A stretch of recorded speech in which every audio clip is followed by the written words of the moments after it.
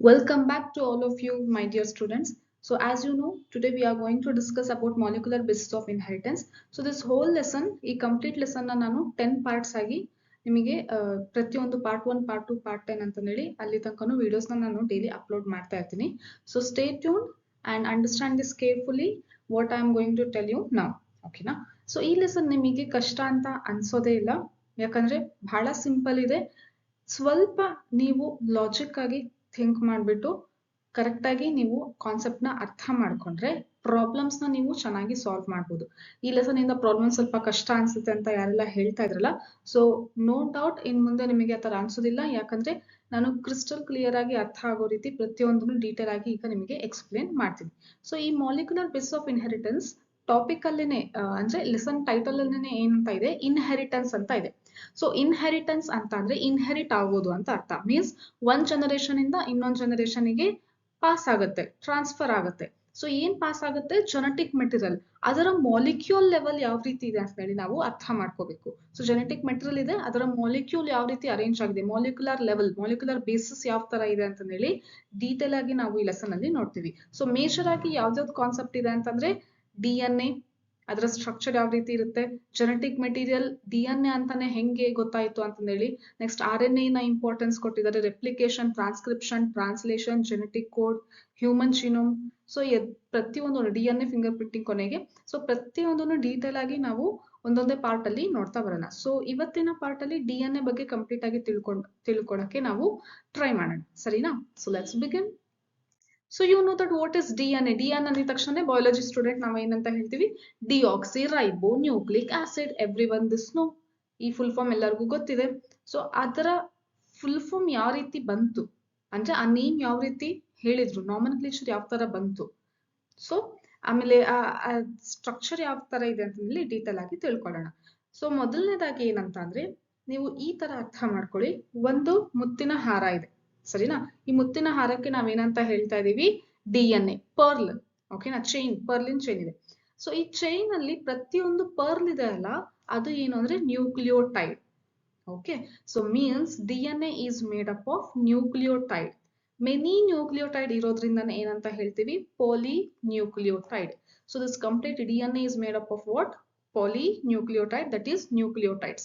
Means DNA is polymer, it is made up of many monomers, and these monomers are known as what? Nucleotides. So deoxyribonucleic acid, DNA, is polymer of what? Nucleotides. ಅದು ಎಂತ nucleotides ಆಗಿದೆ, ಡಿಆಕ್ಸಿರೈಬೋನ್ಯೂಕ್ಲಿಯೋಟೈಡ್ಸ್. Tension ಮಾಡ್ಕೋಬಿಡಿ, name ಪ್ರತಿಯೊಂದನ್ನು ನಿಮಗೆ clear ಆಗಿ ಅರ್ಥ ಆಗುತ್ತೆ, explain ಮಾಡ್ತೀನಿ. ಒಂದು ಇಲ್ಲಿ ನೀವು ಕಾನ್ಸೆಪ್ಟ್ ಈಗ ಇಲ್ಲಿ ಹೇಳ್ತಾ ಇದೀನಿ, ಬಟ್ ಇದರ ಕ್ಲಾರಿಟಿ ನಿಮಗೆ ನೆಕ್ಸ್ಟ್ ಎಕ್ಸ್ಪ್ಲೇನ್ ಮಾಡ್ತೀನಲ್ಲ, ಸ್ಟ್ರಕ್ಚರ್ ಎಕ್ಸ್ಪ್ಲೇನ್ ಮಾಡ್ತೀನಲ್ಲ, ಅವಾಗ ಅರ್ಥ ಆಗುತ್ತೆ. ಏನಂತ ಅಂದ್ರೆ DNA ನ ಯಾವ ರೀತಿ ನಾವು ಮೆಷರ್ ಮಾಡಬೇಕು, DNA ನ ಲೆಂತ್ ಯಾವ ರೀತಿ ಮೆಷರ್ ಮಾಡಬೇಕು ಅಂತ ಕ್ವೆಶನ್ ಬಂದಾಗ ಎರಡು ಕ್ಯಾಟಗರಿ ಇದೆ. ಒಂದು DNA ಸಿಂಗಲ್ ಸ್ಟ್ಯಾಂಡರ್ಡ್ ಇರುತ್ತೆ, ಒಂದೇ ಸ್ಟ್ಯಾಂಡ್. ಇನ್ನೊಂದು DNA ಡಬಲ್ ಸ್ಟ್ಯಾಂಡರ್ಡ್ ಇರುತ್ತೆ. ಸೊ ಸಿಂಗಲ್ ಸ್ಟ್ಯಾಂಡರ್ಡ್ ಇದ್ರೆ ಯಾವ ರೀತಿ ಮೆಷರ್ ಮಾಡಬೇಕು, ಎಷ್ಟು ನ್ಯೂಕ್ಲಿಯೋಟೈಡ್ಸ್ ಇದೆ ಅಷ್ಟು ಅದರ ಲೆಂತ್ ಅಂತ ಮೆಷರ್ ಮಾಡಬೇಕು. ಡಬಲ್ ಸ್ಟ್ಯಾಂಡರ್ಡ್ ಇದ್ರೆ ಎಷ್ಟು ಬೇಸ್ ಪೇರ್ಸ್ ಇದೆ ಅದರ ಮೇಲೆ ನಾವು ಅದರ ಲೆಂತ್, ಅದರ ಕೌಂಟ್ ತಗೊಂಡ್ಬಿಟ್ಟು ನಾವು ಲೆಂತ್ ನ ಮೆಷರ್ ಮಾಡ್ತೀವಿ. ಸೊ DNA ಲೆಂತ್ ಗೊತ್ತಾಗ್ಬೇಕು ಅಂದ್ರೆ ಸಿಂಗಲ್ ಸ್ಟ್ಯಾಂಡರ್ಡ್ ಇದ್ರೆ ಏನ್ ಕೌಂಟ್ ತಗೋಬೇಕು, ನ್ಯೂಕ್ಲಿಯೋಟೈಡ್ಸ್ ಎಷ್ಟಿದೆ ಅಂತ ಕೌಂಟ್ ತಗೋಬೇಕು. ಡಬಲ್ ಸ್ಟ್ಯಾಂಡರ್ಡ್ ಇದ್ರೆ ಎಷ್ಟು ಬೇಸ್ ಪೇರ್ಸ್ ಇದೆ ಅಂತ ಹೇಳಿ ನಾವು ಕೌಂಟ್ ತಗೋಬೇಕು, ಸರಿನಾ? ಸೊ ಆರ್ಗಾನಿಸಮ್, ಇಲ್ಲಿ ಎಕ್ಸಾಂಪಲ್ಸ್ ಕೆಲವೊಂದು NCERT ಅಲ್ಲಿ ನಿಮಗೆ ಚಿಕ್ಕ ಪ್ಯಾರಾಗ್ರಾಫ್ ಅಲ್ಲಿ ಕೊಟ್ಟಿದ್ದಾರೆ, ಅದನ್ನ ನಾನು ಈಗ ಟೇಬುಲರ್ ಕಾಲಮ್ ಅಲ್ಲಿ ನಿಮಗೆ ಪ್ರೆಸೆಂಟ್ ಮಾಡ್ತಾ ಇದ್ದೀನಿ. ಸೊ ಆರ್ಗಾನಿಸಮ್ ಏನು, ಅದರ ಜೆನೆಟಿಕ್ ಮೆಟೀರಿಯಲ್ ಏನಿದೆ, ಮತ್ತೆ ಅದರ ಲೆಂತ್ ಯಾವ ರೀತಿ ಮೆಷರ್ ಮಾಡ್ತೀವಿ ಅಂತ. So this is very very important information, ಯಾಕಂದ್ರೆ match the following for NEET, KCT and board exam ಅಲ್ಲಿ ನಿಮಗೆ ಬರುವಂತ ಚಾನ್ಸಸ್ ಇದೆ.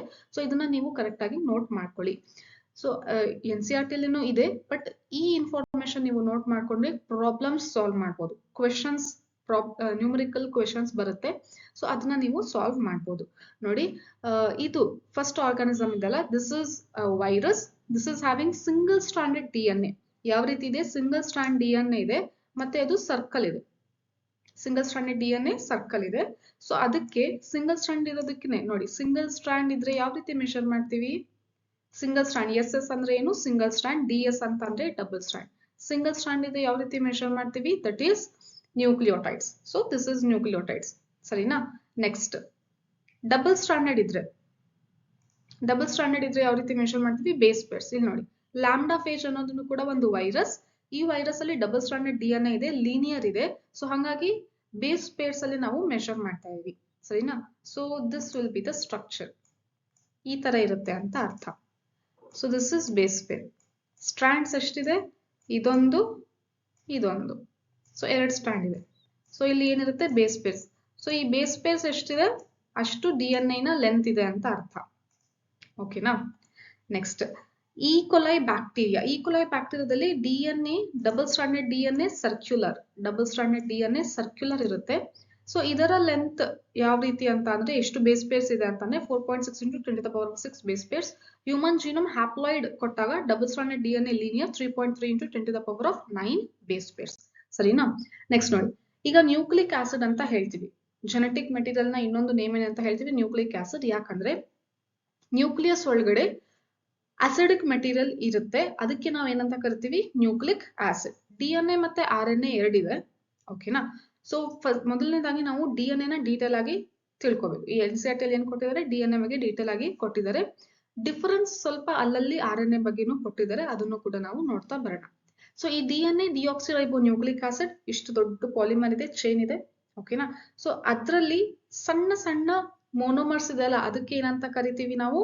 ನ್ಯೂಕ್ಲಿಯೋಟೈಡ್ಸ್. ಸರಿನಾ? ಈ ನ್ಯೂಕ್ಲಿಯೋಟೈಡ್ಸ್ ಅಲ್ಲೇನೆ ಮತ್ತೆ 3 ಕಾಂಪೋನೆಂಟ್ಸ್ ಇದೆ. So this DNA is made up of many nucleotide, and this nucleotide is again made up of 3 components. What are they? Nitrogenous base, sugar and phosphate group. So first nitrogenous base ಬಗ್ಗೆ ತಿಳ್ಕೊಳ್ಳೋಣ. Nitrogenous base ಅಂತ ಅಂದ್ರೆ ಹೆಟೆರೋಸೈಕ್ಲಿಕ್ ring ಇರುತ್ತೆ. ಅದರಲ್ಲಿ major ಆಗಿ nitrogen residues ಇರ್ತದೆ. So ಹಾಗಾಗಿ ಇದನ್ನ ಏನಂತ ಕರಿತೀವಿ? Nitrogenous base. Ring structure, heterocyclic ring structure. Heterocyclic ಯಾಕೆ? ಕಾರ್ಬನ್ ಬದಲಿ ನಾವು ನೋಡ್ತೀವಿ ನೈಟ್ರೋಜನ್ ನೋಡ್ತೀವಿ, ಸರಿನಾ? ಸೊ ಇದರಲ್ಲಿ 2 ತರ ಗ್ರೂಪ್ ಇದೆ, ಒಂದು ಪ್ಯೂರಿನ್, ಇನ್ನೊಂದು ಪಿರಿಮಿಡಿನ್ ಅಂತ. ನೈಟ್ರೋಜನ್ ಬೇಸ್ ಅಲ್ಲೇನೆ ಮತ್ತೆ 2 ತರ ನಾವು ಗ್ರೂಪ್ ಮಾಡ್ತೀವಿ, ಒಂದು ಪ್ಯೂರಿನ್ ಅಂತ, ಇನ್ನೊಂದು ಪಿರಿಮಿಡಿನ್ ಅಂತ. ಸೊ ಟೋಟಲ್ ಆಗಿ DNA ಅಲ್ಲಿ 4 ನೈಟ್ರೋಜನ್ ಬೇಸ್ ಇರುತ್ತೆ. ಯಾವ್ದ್ಯಾವ್ದು ಅಂತ ಅಂದ್ರೆ adenine, guanine, cytosine, thymine. Adenine, guanine, cytosine, thymine. ಮತ್ತೆ uracil ಎಲ್ಲೋಯ್ತು? Uracil is seen in RNA in place of thymine. Uracil ಅಲ್ಲಿ ಯಾವ್ದಿರುತ್ತೆ ಹಂಗಂದ್ರೆ? ಸಾರಿ, RNA ಅಲ್ಲಿ ಯಾವ್ದಿರುತ್ತೆ ಹಂಗಂದ್ರೆ? RNA ಅಲ್ಲಿ ಅಡೆನಿನ್, ಗ್ವಾನಿನ್, ಸೈಟೋಸಿನ್, ಯುರಾಸಿಲ್. ಅಂದ್ರೆ ಥೈಮಿನ್ ಬದಲಿ RNA ಅಲ್ಲಿ ಯಾವ್ದಿದೆ? ಯುರಾಸಿಲ್ ಇದೆ. ಸೊ DNA ಅಲ್ಲೂ ನೈಟ್ರೋಜನ್ ಬೇಸ್ ಎಷ್ಟಿದೆ? 4 ಇದೆ. RNA ಅಲ್ಲೂ ನೈಟ್ರೋಜನ್ ಬೇಸಸ್ ಎಷ್ಟಿದೆ? 4 ಇದೆ. Only difference is thymine. Thymine DNA ಇರುತ್ತೆ, RNA ಅಲ್ಲಿ ಯುರಾಸಿಲ್ ಇರುತ್ತೆ. ಸೊ ಥೈಮಿನ್ ಇನ್ನ ಇನ್ನೊಂದು ನೇಮ್ ಏನು ಅಂತಂದ್ರೆ 5-ಮಿಥೈಲ್ ಯುರಾಸಿಲ್. ನೀವು ಇಲ್ಲೇ ನೋಟ್ ಮಾಡ್ಕೊಳ್ಳಿ, ಬರ್ಕೊಳ್ಳಿ ಒಂದ್ ಕಡೆ. What is another name of thymine? Five methyl uracil. So that is another name of thymine. ನೋಡಿ, ಸ್ಟ್ರಕ್ಚರ್ ನೋಡಿದಾಗ ಪ್ಯೂರಿನ್ ಅಲ್ಲಿ 2 ಇದೆ. ಯಾವ್ದು? ಅಡೆನಿನ್ ಮತ್ತೆ ಗ್ವಾನಿನ್. ಹೆಂಗ್ ನೆನ್ಪಿಟ್ಕೊಂತೀರಾ? ನೇಮ್ ಚಿಕ್ಕದಿದೆ, ಸೊ 2 ಇದೆ ಅದರಲ್ಲಿ. ಯಾವ್ದು? ಪ್ಯೂರಿನ್ ಮತ್ತೆ ಅಡೆನಿನ್ ಮತ್ತೆ ಗ್ವಾನಿನ್. ಪಿರಮಿಡಿನ್ ನೇಮ್ ದೊಡ್ಡದಿದೆ, ಹಾಗಾಗಿ ಕಟ್ ಮಾಡ್ಬೇಕು ಅನ್ಸ್ತಾ ಇದೆ. ಪಿರಮಿಡಿನ್ ನೇಮ್ ದೊಡ್ಡದಿದೆ, ಶಾರ್ಟ್ ಮಾಡ್ಬೇಕು, ಕಟ್ ಮಾಡ್ಬೇಕು. ಕಟ್ ಅಂದ ತಕ್ಷಣ ಏನ್ ನೆನಪಾಯ್ತು? CUT, ಸೈಟೋಸಿನ್, ಯುರಾಸಿಲ್ ಮತ್ತೆ thymine. CUT, cytosine, uracil and thymine. So there are 3 groups in pyrimidines and 2 groups in adenine. Groups ಅಲ್ಲ, 2 nitrogen bases in adenine. Sorry, purine. ಓಕೆನಾ? ಸೊ ಈಗ ಈ ಅಡೆನೈನ್ ಮತ್ತೆ ಗ್ವಾನಿನಿನ ಸ್ಟ್ರಕ್ಚರ್ ನೋಡಿದಾಗ ಯಾವ ರೀತಿ ಇದೆ ಅಂದ್ರೆ 2 ಹೆಟೆರೋಸೈಕ್ಲಿಕ್ ರಿಂಗ್ ಸ್ಟ್ರಕ್ಚರ್ ಕಾಣಿಸುತ್ತೆ. ಜಾಯಿಂಟ್ ಆಗಿರೋದು 2 ಹೆಟೆರೋಸೈಕ್ಲಿಕ್ ರಿಂಗ್ ಸ್ಟ್ರಕ್ಚರ್ ಕಾಣಿಸ್ತಾ ಇದೆ. ಅದೇ ಪಿರಮಿಡಿನಲ್ಲಿ ಎಷ್ಟು ರಿಂಗ್ ಸ್ಟ್ರಕ್ಚರ್ ಇದೆ? ಹೆಟೆರೋಸೈಕ್ಲಿಕ್ ರಿಂಗ್ 2 ಹೆಟೆರೋಸೈಕ್ಲಿಕ್ ರಿಂಗ್ ಇದೆ. ಸಾರಿ, 1 ಹೆಟೆರೋಸೈಕ್ಲಿಕ್ ರಿಂಗ್ ಇದೆ, ಸರಿನಾ? ಪಿರಮಿಡಿನ್ ನೇಮ್ ದೊಡ್ಡದಿದೆ, ಬಟ್ ಹೆಟೆರೋಸೈಕ್ಲಿಕ್ ರಿಂಗ್ ಎಷ್ಟಿದೆ? 1. ಪ್ಯೂರಿನ್ ನೇಮ್ ಚಿಕ್ಕದಿದೆ, ಬಟ್ ಹೆಟೆರೋಸೈಕ್ಲಿಕ್ ರಿಂಗ್ ಎಷ್ಟಿದೆ? 2. ಮೀನ್ಸ್ ಮೂರ್ತಿ ಚಿಕ್ಕದಾದ್ರೂ ಕೀರ್ತಿ ದೊಡ್ಡದು. ಈ ತರ ನೆನ್ಪಿಟ್ಕೊಳ್ಳಿ. Purine name is small and heterocyclic rings are 2. Pyrimidine name is large and its ring structure is only 1. So ಒಂದು ರಿಂಗ್ ಸ್ಟ್ರಕ್ಚರ್ ಇದೆ. ಸೊ ಇಲ್ಲಿ ನಾವು ಏನ್ ನೋಟ್ ಮಾಡ್ಕೋಬೇಕು ಅಂತ ಅಂದ್ರೆ ನಂಬರಿಂಗ್ ನೋಡ್ಕೋಬೇಕು. So this 1 2 3 4 5 6 7 8 9. ಯಾಕೆ ಇದು ನಂಬರಿಂಗ್ ಬೇಕು ಮ್ಯಾಮ್ ಅಂತಂದ್ರೆ ನೋಡಿ, ನೈಟ್ರೋಜನ್ ಎಲ್ಲಿರುತ್ತೆ, ಕಾರ್ಬನ್ ಬದಲಿ ಹೆಟೆರೋಸೈಕ್ಲಿಕ್ ರಿಂಗ್ ಅಂದ್ರೆ ನೈಟ್ರೋಜನ್ ಇರ್ಬೇಕಲ್ವಾ. ಸೊ ಎಲ್ಲೆಲ್ಲಿ ನೈಟ್ರೋಜನ್ ಇದೆ ಅಂತ ಅಂದ್ರೆ ಫಸ್ಟ್ ಅಂಡ್ ಥರ್ಡ್, ನೆಕ್ಸ್ಟ್ ಯಾವ್ದಕ್ಕಿದೆ 7 and then 9. 1 3 7 9 odd numbers except 5. 1 3 7 9 odd numbers except 5 ಇಲ್ಲಿ ಏನಿರುತ್ತೆ, ನೈಟ್ರೋಜನ್ ಇರ್ತದೆ.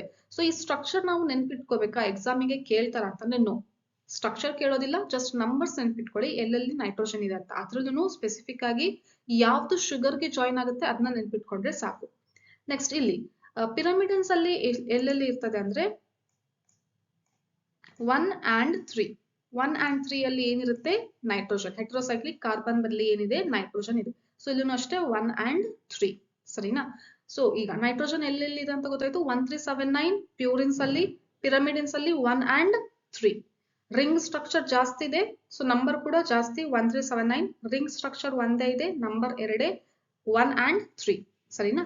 ಸೊ ಈಗ ಈ ನೈಟ್ರೋಜನ್ ಬೇಸ್ ಇದಲ್ಲ, DNA ಅಲ್ಲಿ ಯಾವ್ದಕ್ಕೆ ಅಟ್ಯಾಚ್ ಆಗಿರುತ್ತೆ ಅಂದ್ರೆ ಶುಗರ್. ಇಲ್ಲಿ ಪೆಂಟಗಾನ್ ಸ್ಟ್ರಕ್ಚರ್ ಕಾಣ್ತಿದಲ್ಲ, ಇದೆಲ್ಲ ಏನು ಶುಗರ್. ಇಲ್ಲಿ ಒಳಗಡೆ ಈ ತರ ಸ್ಟ್ರಕ್ಚರ್ಸ್ ಕಾಣಿಸ್ತಿದಲ್ಲ, ಇದೆಲ್ಲ ಏನು ಅಂದ್ರೆ ನೈಟ್ರೋಜನ್ ಬೇಸ್. ಸೊ ಈ ನೈಟ್ರೋಜನ್ ಬೇಸ್ ಮತ್ತೆ ಶುಗರ್ ಯಾವ ರೀತಿ ಅಟ್ಯಾಚ್ ಆಗುತ್ತೆ ಅಂತ ಅಂದ್ರೆ, ಶುಗರಿನ first carbon always 1 is fixed, ಯಾವುದು ಅಂದ್ರೆ ಶುಗರಿನ ಫಸ್ಟ್ ಕಾರ್ಬನ್ಗೆ ನೈಟ್ರೋಜನ್ ಬೇಸ್ ಅಟ್ಯಾಚ್ ಆಗುತ್ತೆ. ಸೊ ಈಗ ನೈಟ್ರೋಜನ್ ಬೇಸ್ ಏನಾದ್ರೂ ಪ್ಯೂರಿನ್ ಇತ್ತು ಅಂದ್ರೆ ಅದರಲ್ಲಿ 9th ನೈಟ್ರೋಜನ್ ಅಟ್ಯಾಚ್ ಆಗುತ್ತೆ. 1 3 7 9 ಅಲ್ಲಿ ಎಷ್ಟನೇದು ಅಟ್ಯಾಚ್ ಆಗುತ್ತೆ, 9th ನೈಟ್ರೋಜನ್. ಮತ್ತೆ ಪಿರಮಿಡಿನ್ಸ್ ಅಲ್ಲಿ 1 and 3 ನೈಟ್ರೋಜನ್ ಇದೆ ಅಂದ್ರೆ ಎಲ್ಲಿ ಅಟ್ಯಾಚ್, ಎಷ್ಟನೇ ನೈಟ್ರೋಜನ್ ಅಟ್ಯಾಚ್ ಆಗುತ್ತೆ ಶುಗರಿಗೆ ಅಂತ ಅಂದ್ರೆ ಫಸ್ಟ್ ನೈಟ್ರೋಜನ್. ನೋಡಿ, ಸೈಟೋಸಿನ್ ಮತ್ತೆ ಗ್ವಾನಿನ್ ಏನು, ಇವೆರಡು ಪಿರಮಿಡಿನ್ಸ್, ಹೌದಾ. ಸಾರಿ, ಇಲ್ಲಿ ಸೈಟೋಸಿನ್ ಏನು, ಪಿರಮಿಡಿನ್. ಸೊ ಈಗ ಪಿರಮಿಡಿನ್ ಇದೆ, ಗ್ವಾನಿನ್ ಏನು, ಪ್ಯೂರಿನ್. ಈಗ ಸೈಟೋಸಿನ್ ಈಗ ಈ ಶುಗರ್ಗೆ ಅಟ್ಯಾಚ್ ಆಗ್ಬೇಕು ಅಂದ್ರೆ ಎಷ್ಟನೇ ಕಾರ್ಬನ್ ಹೀಗೆ ಅಟ್ಯಾಚ್ ಆಗುತ್ತೆ, ಫಸ್ಟ್ ಕಾರ್ಬನ್ ಆಫ್ ಶುಗರ್. ಮತ್ತೆ ಈ ನೈಟ್ರೋಜನ್ ಬೇಸಿನ ಎಷ್ಟನೇ ನೈಟ್ರೋಜನ್ ಅಟ್ಯಾಚ್ ಆಗುತ್ತೆ, ಫಸ್ಟ್ ನೈಟ್ರೋಜನ್, ಸರಿನಾ. First nitrogen of pyrimidines and 9th nitrogen of purine is going to attach with first carbon of sugar always. So this is fixed, ಓಕೆನಾ. So ಈ statement ನೀವು ಒಂದ್ ಕಡೆ ಬರ್ಕೊಳ್ಳಿ. ಸೊ ಇದು ನಿಮಗೆ ಅಟ್ಯಾಚ್ಮೆಂಟ್ ಏನೇನಿದೆ ಅಂತ ಹೇಳಿ ಗೊತ್ತಾಯ್ತು, ಯಾವ ರೀತಿ ಬಾಂಡ್ ಫಾರ್ಮೇಶನ್ಗೆ ಬಾಂಡ್ ಅಟ್ಯಾಚ್ಮೆಂಟ್ ಆಗುತ್ತೆ ಅಂತ ಗೊತ್ತಾಯ್ತು. ಈಗ ಶುಗರ್ ಸ್ಟ್ರಕ್ಚರ್ ನೋಡೋಣ. ಶುಗರ್ ಸ್ಟ್ರಕ್ಚರ್ ಏನಿದೆ ಅಂದ್ರೆ, sugar is nothing but carbohydrate. Carbohydrate ಅಂತ ಅಂದ್ರೆ ಏನು, ಸ್ಕೆಲಿಟನ್ ಇರುತ್ತೆ ಕಾರ್ಬನ್ ಇಂದು. ಕಾರ್ಬನ್ ಸ್ಕೆಲಿಟನ್ ಗೆ ಏನ್ ಅಟ್ಯಾಚ್ ಆಗ್ತಾ ಬರುತ್ತೆ, ಹೈಡ್ರೇಟ್. ಕಾರ್ಬನ್ ಹೈಡ್ರೇಟ್ ಅಂತ ಅಂದ್ರೆ ಏನು, ವಾಟರ್. OH H ಈ ತರ ಅಲ್ವಾ, open structure, open skeleton structure, OH ಈ ತರ ಅಟ್ಯಾಚ್ ಆಗ್ತಾ ಬರುತ್ತೆ. ಇದೇ ರಿಂಗ್ ಫಾರ್ಮ್ ಅಲ್ಲಿ ಇದೆ. ಸೊ ಎಷ್ಟು ಕಾರ್ಬನ್ ಇದೆ, 5 ಕಾರ್ಬನ್ ಇದೆ, ಹಂಗಾಗಿ ಇದು ಮೊನೊಸ್ಯಾಕರೈಡ್. 5 ಕಾರ್ಬನ್ ಸೇರಿ ಒಂದು ರಿಂಗ್ ಸ್ಟ್ರಕ್ಚರ್ ಆಗಿದೆ, ಹಂಗಾಗಿ ಇದನ್ನ ಏನಂತ ಕರಿತೀವಿ, ಪೆಂಟೋಸ್ ಶುಗರ್. ಈ ರಿಂಗಿನ ಸ್ಟ್ರಕ್ಚರ್, ಈ ಪೆಂಟೋಸ್ ಶುಗರಿಗೆ ನಾವು ನೇಮ್ ಕೊಟ್ಟಿದೀವಿ ಏನಂತ, ರೈಬೋಸ್, ಓಕೆನಾ. ಸೊ ನಾರ್ಮಲ್ ರೈಬೋಸ್ ಶುಗರ್ ಅಂತ ಅಂದ್ರೆ ಏನು, ಸೆಕೆಂಡ್ ಕಾರ್ಬನ್ಗೆ OH ಇರ್ಬೇಕಿತ್ತು, ಬಟ್ OH ಬದಲಿಗೆ O ಇಲ್ಲ, O ರಿಮೂವ್ ಆಗಿದೆ. So it is known as deoxy ribose sugar. So this is actually the structure of sugar if oxygen is present. Now this is known as ribose sugar. Now ribose is not, sorry, what, oxygen is not present, so that's why it is known as what, deoxyribose sugar. This is first carbon, second, third, fourth and CH2OH is fifth carbon. So total ಆಗಿ ಎಷ್ಟು carbon ಇದೆ, 5 carbon ಇದೆ, ಹಂಗಾಗಿ pentose sugar ಅಂತೀವಿ. ಇಲ್ಲಿ second carbon ಅಲ್ಲಿ O ಇಲ್ಲ, ಹಂಗಾಗಿ ಇದನ್ನ ಡಿಆಕ್ಸಿರೈಬೋಸ್ ಶುಗರ್ ಅಂತ ಕರಿತೀವಿ. ಮತ್ತೆ RNA ಅಲ್ಲಿ ಹೆಂಗಿರುತ್ತೆ ಮ್ಯಾಮ್ ಅಂತಂದ್ರೆ, RNA ಅಲ್ಲಿ ಈ ರೀತಿ ಇರುತ್ತೆ, ಹಿಂಗಿರುತ್ತೆ ನೋಡಿ RNA ಅಲ್ಲಿ. ಸೊ ಅವಾಗ ನಾವು ಡಿಆಕ್ಸಿ ಅಂತ ಕರೆಯೋದಿಲ್ಲ, ಯಾಕಂದ್ರೆ ಆಕ್ಸಿಜನ್ ಇದೆ. ಸೊ ಅಲ್ಲಿ RNA ಅಲ್ಲಿ ಏನಂತ ಕರಿತೀವಿ, ರೈಬೋಸ್ ಶುಗರ್ ಅಂತ ಕರಿತೀವಿ. So that's Y ribonucleic acid, RNA ಏನಂತ ಕರಿತೀವಿ, ರೈಬೋನ್ಯೂಕ್ಲಿಕ್ ಆಸಿಡ್. DNA ಏನಂತ ಕರಿತೀವಿ, deoxyribonucleic acid. Now this is the structure of sugar in DNA. Now this sugar and nitrogen base, both will combinedly called as nucleoside. Side yes anta ide, yes ಅಂದ್ರೆ second, ಎರಡು ಅಂತ ಅರ್ಥ. Nitrogen base and sugar is known as what, nucleoside. Nitrogen base, sugar and phosphate is known as nucleotide. Nucleotide T T pronunciation means 3 ಯಾವ್ದಾವ್ದು components 3 components ಸೇರಿದ್ರೆ nucleotide. ಹಂಗಂದ್ರೆ ನ್ಯೂಕ್ಲಿಯೋಸೈಡಿಗೆ phosphate ಸೇರಿಸಿದ್ರೆ ಏನಂತ ಕರಿಬಹುದು ನಾವು ನ್ಯೂಕ್ಲಿಯೋಟೈಡ್. ಏನಂತ ಕರಿತೀವಿ ನ್ಯೂಕ್ಲಿಯೋಟೈಡ್. ಸರಿನಾ? So this is the structure of nucleotide. Nucleoside ಮತ್ತೆ ಪ್ಲಸ್ ಫಾಸ್ಫೇಟ್ ಇದ್ರೆ ಏನಂತ ಕರಿತೀವಿ ನ್ಯೂಕ್ಲಿಯೋಟೈಡ್. ಸೊ ಇಲ್ಲಿ ಮಾರ್ಕ್ ಕಾಣಿಸ್ತಿದೆಲ್ಲ ಡಾಟೆಡ್ ಮಾರ್ಕ್, ಇದಿಷ್ಟು ಸೇರಿದ್ರೆ ಒಂದು ನ್ಯೂಕ್ಲಿಯೋಟೈಡ್. ಈ ತರ ಬಹಳ ನ್ಯೂಕ್ಲಿಯೋಟೈಡ್ ಇದೆ, ಹಂಗಾಗಿ ಇದನ್ನ ಏನಂತ ಕರಿತೀವಿ DNA ಗೆ ಪಾಲಿ ನ್ಯೂಕ್ಲಿಯೋಟೈಡ್. ಸೊ ಈ ನ್ಯೂಕ್ಲಿಯೋಟೈಡ್ ಅಲ್ಲಿ ನಾವೇನಂತ ಹೇಳ್ತಾ ಇದೀವಿ ಫಾಸ್ಫೇಟ್ ಗ್ರೂಪ್ ಕೂಡ ಇದೆ ಅಂತ. ಸೊ ಈ ಫಾಸ್ಫೇಟ್ ಗ್ರೂಪ್ ಇದೆ ಅಲ್ಲ, ಇದು acidic in nature and this is present in organic form that is known as H3PO4. H3PO4 ನೋಡಿ, P ಇದೆ, H ಎಷ್ಟಿದೆ 3 ಇದೆ, O ಎಷ್ಟಿದೆ 4 ಇದೆ, H3PO4 ಈ ತರ ಇರುತ್ತೆ ಸ್ಟ್ರಕ್ಚರ್. ಸರಿನಾ? So this is phosphate group, about phosphate group. So nitrogen base ಬಗ್ಗೆ ತಿಳ್ಕೊಂಡ್ವಿ. ಅಡೆನಿನ್ ಪ್ಯೂರಿನ್ ಇದೆ, ಪ್ಯೂರಿನ್ ಪಿರಮಿಡಿನ್ ಇದೆ. ಪ್ಯೂರಿನ್ ಅಲ್ಲಿ ಅಡೆನಿನ್ ಗ್ವಾನಿನ್, ಪಿರಮಿಡಿನ್ ಅಲ್ಲಿ ಸೈಟೋಸಿನ್ ಮತ್ತೆ ಥೈಮಿನ್, DNA ಅಲ್ಲಿ ಥೈಮಿನ್ ಬದಲು ಯುರಾಸಿಲ್, RNA ಅಲ್ಲಿ. ಶುಗರ್ ಯಾವ ರೀತಿ ಇರುತ್ತೆ? Ribose sugar. ಓಕೆನಾ? So always first carbon of this ribose sugar is going to attach with nitrogen base. Now phosphate group is also present. That phosphate group is known as what? Organic form H3PO4, phosphoric acid. Sarina? So this is present in acidic form. So that's why it is negatively charged. Okay na? So that's why DNA is negatively charged. Nodi. Next, ಈ naming ಏನಿದೆ ಅಲ್ಲ, ಇದು ಬಹಳ important. Sugar ಇದೆ, nitrogen base ಇದೆ. ಇವಾಗಿನ ತಿಳ್ಕೊಂಡ್ವಿ sugar ಮತ್ತೆ ನೈಟ್ರೋಜನ್ ಬೇಸ್ ಸೇರಿಸಿದ್ರೆ ಏನಂತ ಅಂತೀವಿ ನಾವು ನ್ಯೂಕ್ಲಿಯೋಸೈಡ್. ಈ ನ್ಯೂಕ್ಲಿಯೋಸೈಡ್ ಗೆ ಫಾಸ್ಫೇಟ್ ಆಡ್ ಆದ್ರೆ ಏನಂತ ಕರಿತೀವಿ ನ್ಯೂಕ್ಲಿಯೋಟೈಡ್. ನೋಡಿ, ಶುಗರ್ ಯಾವ್ದಿದೆ? ಡಿಆಕ್ಸಿ ರೈಬೋಸ್ ಶುಗರ್ ಇದೆ. ಸರಿನಾ? ಇದಕ್ಕೆ ನಾವು ನೈಟ್ರೋಜನ್ ಬೇಸ್ ಸೇರಿಸ್ತಾ ಇದೀವಿ adenine. Nitrogen base is adenine. Okay, next ಅವಾಗ ನ್ಯೂಕ್ಲಿಯೋಸೈಡ್ ಗೆ ನಾವ್ ಏನಂತ ಕರಿತೀವಿ ಡಿಆಕ್ಸಿ ಅಡಿನೋಸಿನ್. ಈಗ ಫಾಸ್ಫೇಟ್ ಗ್ರೂಪ್ ಇದೆ H3PO4, right? So H3PO4 phosphate group add ಮಾಡಿದ್ರೆ ನ್ಯೂಕ್ಲಿಯೋಟೈಡ್ ಗೆ ನಾವ್ ಏನಂತ ಕರಿತೀವಿ ಡಿಆಕ್ಸಿ ಅಡಿನೈಲಿಕ್ ಆಸಿಡ್ ಅಥವಾ ಡಿಆಕ್ಸಿ ಅಡಿನೋಸಿನ್. ಒಂದು ಫಾಸ್ಫೇಟ್ ಆಡ್ ಮಾಡ್ತಾ ಇದೀವಿ, that's why it is monophosphate. One phosphate group is going to be attached to nucleoside. That's why it is known as what? Monophosphate. Deoxyadenosine monophosphate ಅಥವಾ deoxyadenylic acid. Suffix acid ಅಂತ end ಆಗ್ತಾ ಇದ್ರೆ ಅದು ಏನು ಅಂತ fix ನಿಮಗೆ ನ್ಯೂಕ್ಲಿಯೋಟೈಡಿನ name. ಕೊನೆಗೆ acid ಬರ್ತಾ ಇದೆ ಅಂದ್ರೆ ಅದು ಏನು ನ್ಯೂಕ್ಲಿಯೋಟೈಡ್. ಸೊ ಅದೇ ತರ ನೋಡಿ, ಇನ್ನೊಂದು ಎಕ್ಸಾಂಪಲ್ ಹೇಳ್ತೀನಿ. ಡಿಆಕ್ಸಿ ರೈಬೋಸ್ ಶುಗರ್ ಇದೆ. ಶುಗರಿಗೆ ಏನಂತ ಕರಿತೀವಿ deoxy ribose sugar. Nitrogen base ಯಾವ್ದಿದೆ? ಗ್ವಾನಿನ್ ಇದೆ. ಹಂಗಂದ್ರೆ ನ್ಯೂಕ್ಲಿಯೋಸೈಡ್ ಗೆ ಏನಂತ ಕರಿತೀವಿ ಡಿಆಕ್ಸಿ ಗ್ವಾನೋಸಿನ್. ಗ್ವಾನಿನ್ ಈಸ್ ಖಾಲಿ nitrogen base. Guanosine is where sugar is attached and that sugar is deoxyribose sugar. That's why it is known as deoxyguanosin. ಸರಿನಾ? Next phosphate group ಒಂದಿದೆ H3PO4. ಹಂಗಂದ್ರೆ ನ್ಯೂಕ್ಲಿಯೋಟೈಡಿನ name ಏನಾಗುತ್ತೆ? ಡಿಆಕ್ಸಿಗ್ವಾನೈಲಿಕ್ acid. What is the name of the nucleotide? Deoxyguanilic acid. And another name of nucleotide ಯಾವ ರೀತಿ ಕರಿಬಹುದು ಅಂದ್ರೆ deoxyguanosin monophosphate. ಅದೇ ರೀತಿ ಇದೆರಡನ್ನು ಕೂಡ ಟ್ರೈ ಮಾಡಿ. ಯಾವುದು? ಥರ್ಡ್ ಅಂಡ್ ಫೋರ್ತ್ ನೀವು ಟ್ರೈ ಮಾಡಿ ನನಗೆ ಕಮೆಂಟ್ ಅಲ್ಲಿ ತಿಳಿಸಿ. ಸೊ ನನಗೆ ಈ ಕಾನ್ಸೆಪ್ಟ್ ಅರ್ಥ ಆಗಿದೆ ಅಂತ ಹೇಳಿ ನಿಮಗೆ ಒಂದು ಸ್ಯಾಟಿಸ್ಫ್ಯಾಕ್ಷನ್ ಸಿಗುತ್ತೆ. So try to name these third and fourth nucleotide names. ಸರಿನಾ? ಸೊ ಕಮೆಂಟ್ ಅಲ್ಲಿ ನೀವು ಕಮೆಂಟ್ ಮಾಡಿ, ಪಾಸ್ ಮಾಡಿ, ಯೋಚನೆ ಮಾಡಿ ಕಮೆಂಟ್ ಮಾಡಿ, ಅಥವಾ ವಿಡಿಯೋ ಆದ್ಮೇಲೆ ನೀವು ಸೆಲ್ಫ್ ರೀಡಿಂಗ್ ಮಾಡ್ಬೇಕಾದ್ರೂ ಕೂಡ ಕಮೆಂಟ್ ಮಾಡಿ. ಸರಿನಾ? ನೆಕ್ಸ್ಟ್ ಲಾಸ್ಟ್ ಒನ್ ನೋಡಿ, ಯುರಾಸಿಲ್ ಎಲ್ಲಿರುತ್ತೆಪ್ಪ ಅಂತ ಕೇಳಿದ್ರೆ RNA ಅಲ್ಲಿ ಇರುತ್ತೆ. ಓಕೆನಾ? ಸೊ ಯುರಾಸಿಲ್ ಎಲ್ಲಿರುತ್ತೆ? RNA ಅಲ್ಲಿ ಇರುತ್ತೆ. ಸೊ ಹಂಗಾಗಿ ಯುರಾಸಿಲ್ ಅಲ್ಲಿ ಇರುವಂತಹ ಶುಗರ್ ಯಾವುದು? ಖಾಲಿ ರೈಬೋಸ್ ಶುಗರ್. ಅಲ್ಲಿ ಸೆಕೆಂಡ್ ಕಾರ್ಬನ್ಗೆ ಆಕ್ಸಿಜನ್ ಹೋಗಿಲ್ಲ, ಸೊ ಅದಕ್ಕೆ ಏನಂತ ಕರಿತೀವಿ ರೈಬೋಸ್ ಶುಗರ್. ಓಕೆನಾ? ಸೊ ಆ ನ್ಯೂಕ್ಲಿಯೋಸೈಡ್ ಗೆ ಏನಂತ ನೇಮ್? ಯುರಿಡಿನ್. ನಿಮಗೆ ಆಪ್ಷನ್ಸ್ ಅಲ್ಲಿ ಕೊಟ್ಟಿರ್ತಾರೆ ಕೆಲವೊಂದ್ಸರಿ ನ್ಯೂಕ್ಲಿಯೋಸೈಡ್ ನೇಮ್ ಐಡೆಂಟಿಫೈ ಮಾಡ್ರಿ ಅಂತ. ಅದರಲ್ಲಿ ಡಿಆಕ್ಸಿ ಯುರಿಡಿನ್ ಅಂತ ಇರುತ್ತೆ. ಡಿಆಕ್ಸಿ ಯುರಿಡಿನ್ ಅದು ರಾಂಗ್. ಯಾಕೆ ರಾಂಗ್ ಅಂತ ಅಂದ್ರೆ ಶುಗರ್ ರೈಬೋಸ್ ಇರೋದ್ರಿಂದ ನಾವು ಡಿಆಕ್ಸಿ ಅಂತ ಪ್ರಿಫಿಕ್ಸ್ ಆಡ್ ಮಾಡ್ತಾ ಇಲ್ಲ. So only uridine. Next phosphate group ಯಾವ್ದಿದೆ? H3PO4 as usual. Then what is the name of this nucleotide? Uridylic acid. End ಏನಾಗ್ತಿದೆ? ಆಸಿಡ್ ಅಂತ ಎಂಡ್ ಆಗ್ತಿದೆ. That is nucleotide name. ಅಥವಾ ಯುರಿಡಿನ್ ನ್ಯೂಕ್ಲಿಯೋಸೈಡ್ ಜೊತೆಗೆ ನ್ಯೂಕ್ಲಿಯೋಸೈಡ್ ಏನ್ ನೇಮ್ ಇದೆ ಅದನ್ನ ಹೇಳ್ತೀರಾ. ನೆಕ್ಸ್ಟ್ ಮೋನೋಫಾಸ್ಫೇಟ್ ಅಂತ ಆಡ್ ಮಾಡ್ತೀರಾ. ಯುರಿಡಿನ್ ಮೋನೋಫಾಸ್ಫೇಟ್. ಸರಿನಾ? So this is the name of this uracil nitrogen base which is present in RNA. So in this nomenclature is very very important.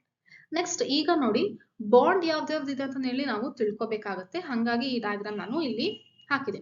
So ಇಲ್ಲಿ ಪೆಂಟೋಸ್ ಶುಗರ್ ಇದೆ ಅಲ್ಲ, ಇಲ್ಲಿ ಎಷ್ಟು ಕಾರ್ಬನ್ ಇದೆ ನೋಡಿ? 1 2 3 4 5 ಕಾರ್ಬನ್ ಇದೆ. ಹೌದಾ? ಇಲ್ಲಿ ನಾವು 1 prime 2 prime 3 prime 4 prime 5 prime ಅಂತ ಕರಿತಾ ಇದೀವಿ. ಯಾಕೆ ಆ ರೀತಿ ಕರಿತೀವಿ ಅಂತ ಅಂದ್ರೆ ಇಲ್ಲಿ ನೈಟ್ರೋಜನ್ ಬೇಸಿಗೆ ನಾವು 1 2 3 4 5 6 7 8 9 ಅಂತ ಹೇಳಿ ನಂಬರ್ ಕೊಟ್ಟಿದ್ವಿ. ಅಲ್ಲೂ 1 2 3 4 ನಂಬರ್ಸ್, ಇಲ್ಲೂ 1 2 3 4 ನಂಬರ್ಸ್, ಎರಡು ಕನ್ಫ್ಯೂಸ್ ಆಗುತ್ತೆ ಅಂತ ಹೇಳಿ ಇಲ್ಲಿಗೆ ನಾವು ಪ್ರೈಮ್ ಅಂತ ಆಡ್ ಮಾಡ್ತಾ ಇದೀವಿ. ಸೊ ಶುಗರ್ ಅಲ್ಲಿ first prime is attached with, if this is cytosine ಅಂತ ಅಂದ್ರೆ ಏನು? that is pyrimidine ಅಂದ್ರೆ first nitrogen.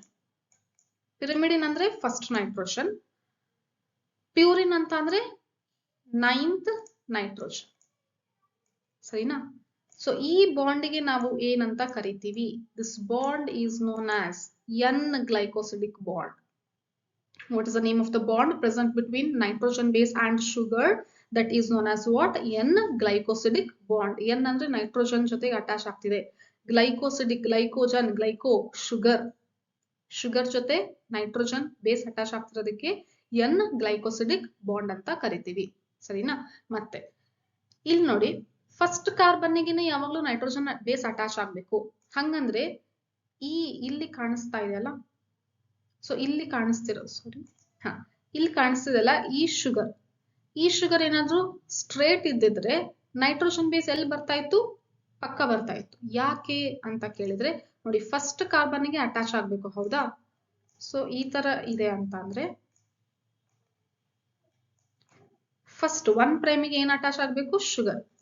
ಸೊ ಇಲ್ಲೂ ಒಂದು ಪೆಂಟೋಸ್ ಶುಗರ್ ಇದೆ. ಓಕೆನಾ? ಮತ್ತೆ ಇಲ್ಲೂ ಒಂದು ಪೆಂಟೋಸ್ ಶುಗರ್ ಇದೆ.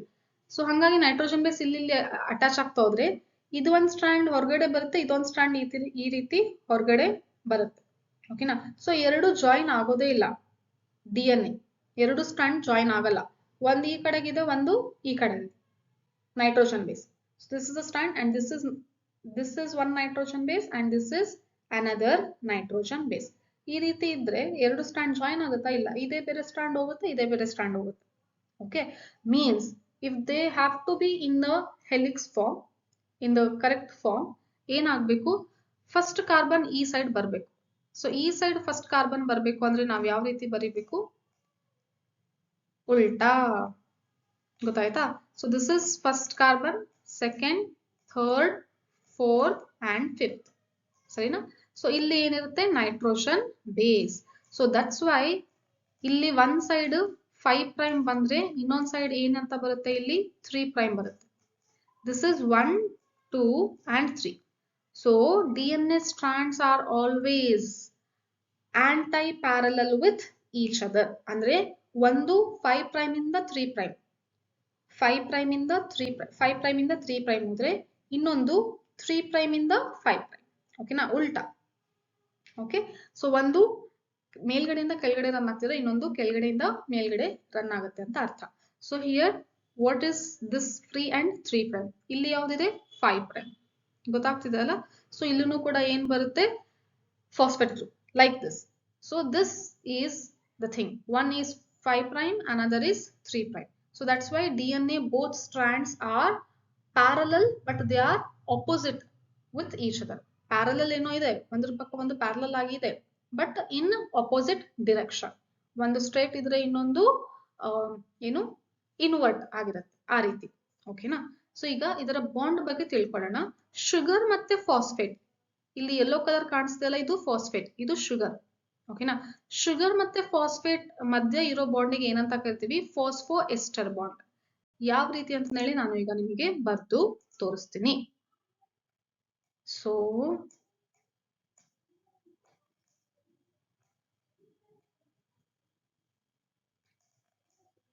this is sugar and nitrogen base is present. Let's say nitrogen base is adenine. Okay, and this is fifth carbon, where in this fifth carbon what is present? CH2OH, and here there is phosphoric acid H3PO4. Phosphate group ಯಾವ form ಅಲ್ಲಿ ಇದೆ? Acidic form ಅಲ್ಲಿ ಇದೆ. So ಏನಂತ ಕರಿತೀವಿ ಇದನ್ನ? Phosphoric acid ಅಂತ ಕರಿತೀವಿ. ಓಕೆನಾ? ಸೊ ಈಗ ಬಾಂಡ್ ಫಾರ್ಮೇಶನ್ ಆಗ್ಬೇಕಲ್ಲ. ಯಾವ ರೀತಿ ಆಗುತ್ತೆ ಬಾಂಡ್ ಫಾರ್ಮೇಶನ್ ಅಂದ್ರೆ, ವಾಟರ್ ಮಾಲಿಕ್ಯೂಲ್ ಹೋಗುತ್ತೆ, H2O ರಿಮೂವ್ ಆಯ್ತು. ಓಕೆನಾ? ಸೊ H2O ರಿಮೂವ್ ಆದ್ಮೇಲೆ ಇಲ್ಲಿಂದ ಇಲ್ಲಿಗೆ ಒಂದು ಬಾಂಡ್ ಫಾರ್ಮೇಶನ್ ಆಯ್ತು. Now this bond is known as what? Phosphoester bond. Water remove ಆಯ್ತಾ, ಎಸ್ಟರ್ ಬಾಂಡ್ ಫಾರ್ಮೇಶನ್ ಆಯ್ತು. ಫಾಸ್ಫೇಟ್ ಅಲ್ಲಿ ವಾಟರ್ ರಿಮೂವ್ ಆಗಿದ್ದಕ್ಕೆ ಇದನ್ನ ಏನಂತ ಕರಿತೀವಿ? ಫಾಸ್ಫೋಎಸ್ಟರ್ ಬಾಂಡ್. ಹಂಗಂದ್ರೆ ಶುಗರ್ ಮತ್ತೆ ಫಾಸ್ಫೇಟ್ ಮಧ್ಯೆ ಇರುವಂತಹ ಬಾಂಡಿಗೆ ಏನಂತ ಕರಿತೀವಿ? ಫಾಸ್ಫೋಎಸ್ಟರ್ ಬಾಂಡ್. ಒಂದು ನ್ಯೂಕ್ಲಿಯೋಟೈಡ್ ಅಲ್ಲಿ ನಾವು ಒಂದು ಗ್ಲೈಕೋಸಿಡಿಕ್ ಬಾಂಡ್ ನೋಡ್ತೀವಿ. So this is known as what? N-glycosidic bond. Okay, and in between sugar and phosphate which bond is present? Phosphoester bond. Ma'am ಮತ್ತೆ ನಾವೆಲ್ಲ ಫಾಸ್ಫೋಡೈಎಸ್ಟರ್ ಅಂತ ಕೇಳಿದ್ವಲ್ಲ ಅಂತ ನಿಮಗೆ ಡೌಟ್ ಇದ್ರೆ, I will clear that now. That is, this is nitrogen base. Say for this is guanine. Nitrogen base ಇದೆ, ಯಾವುದಿದೆ? Guanine. This is third carbon. Again in fifth carbon what is present? CH2OH, and in between this, so this is third carbon, this is second carbon, right? So this is first carbon. Now here another phosphate group is present.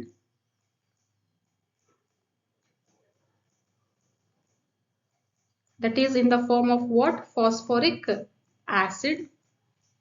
Now again what is formed is